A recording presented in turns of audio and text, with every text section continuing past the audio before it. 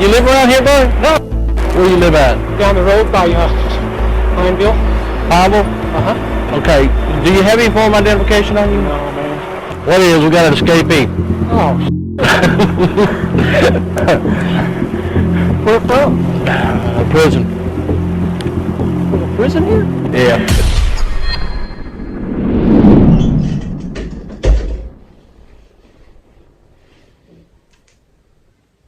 في حياتي ما ندمت على قرار مثل هذا القرار.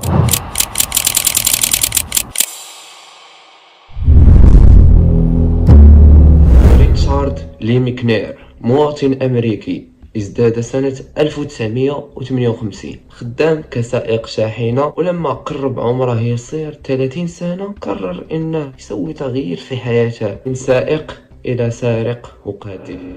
1987 ريتشارد قرر انه يدخل لواحد المزرعه. عزيزي المشاهد، يسحب لك ريتشارد واش غادي يدخل ويدير لك شي نزهه ويشرب لك شي قهوه ولا شي اتاي؟ كنحب نقول لك يا ريت، ولكن الغرض ديالو انه يسرق ديك المزرعه. ديك المزرعه كانت موجوده في منطقه في امريكا اسمها ماينت، ولكن ديك المزرعه سمعوا شي اصوات جايين ليهم وقاصدينهم. ريتشارد ان فوا بانوا ليه خوتنا قاصدينو تيرا في الاول وقتلو، ثاني فضل الله سبحانه وتعالى بقى على قيد الحياة.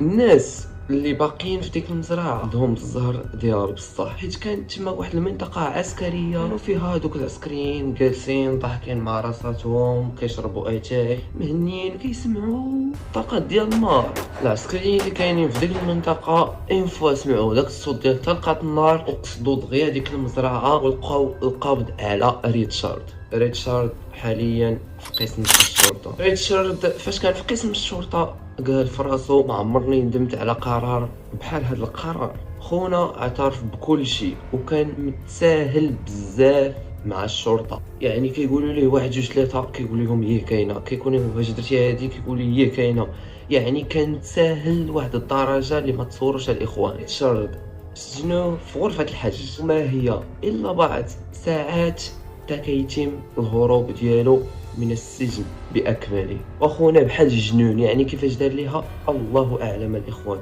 كأن ريتشارد كان مخطط لذاك الشيء قبل ما يتم السجن ديالو، هنا الاي كيو ديالو في هذا الشيء ديال الهروب كان مرتفع ديال بصح. ايوا دابا نكمل لكم شنو وقع من مور هذا الشيء. اثناء الخروج ديال ريتشارد كان كيتسارى في الزناقي، يعني خونا ما مباليش، يعني لا يبالي بتاتا كانه ما دار حتى شي حاجه. كان كيتسارى في احد الزناقي تا كنشوفوا بعض الدوريات كانوا كيتساراو، هذوك الدوريات ديال الشرطه اللي كانوا كيتساراو في الليل، كيشوفوا الشفاره، كيشوفوا ياك ما كاين شي حاجه، المهم كيديروا الاحتياطات ديالهم. كيبان لهم ريتشارد كيتمشاو ما على بالوش واش هذا هو خونا اللي المفروض يكون عندنا في الحبس دابا حاليا. شنو كيدير هنا؟ داتو ديك الدوريه وداتو نيشان السجن. هاد المره الشرطيين اللي مكلفين بريتشارد قرروا انهم يشدوا عليه الحراسه مزيان، يعني ما عندك فين تهرب اخويا، غابقى في بلاصتك وما دير حتى شي حركه باش ما يهربش ليهم عاوتاني كما المره اللي فاتت. ولكن ريتشارد يدير بحال الجن، واخا ديرو في ما عرفت شنو يقدر يهرب لك باي طريقه. ريتشارد وهو جالس في واحد الكرسي كانوا رابطين ليه يديه مع داك الكرسي باش ما يهربش.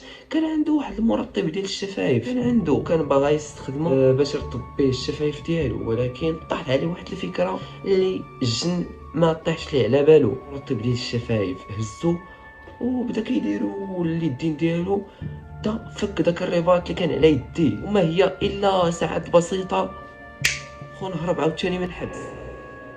ولكن في هذه اللحظه كيفاش دار ليها الله اعلم. ريتشارد هو هارب من الحبس قشعوه عاوتاني باللي انه هارب من الحبس، جراو عليه. ريتشارد في هذه اللحظه الادرينال ديالو مرتفع ديال بصح، دخل لواحد المبنى اللي مكون من 3 طبقات، طلع الاول، طلع الثاني، طلع الثالث، توصل للسطح. شنو دار؟ حصلوه، يعني شنو غيدير في نظرك؟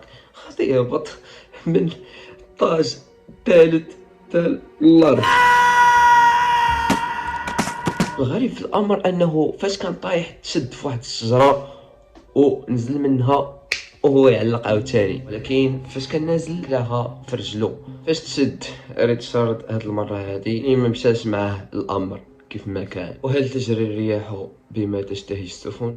ما كنظنش. وريتشارد اللعبه باقي كاين في الحبس. في نظركم نتوما يا ريتشارد في هاد اللحظه هادي واش غادي يدير عاوتاني شي هروب مفاجئ اللي ما غادي نعرفوش، ولا غادي يقول لا صافي هذا هو القدر ديالي خصني نبقى في هنايا وما نتحركش باقي حتى يديموا الامانه امانته.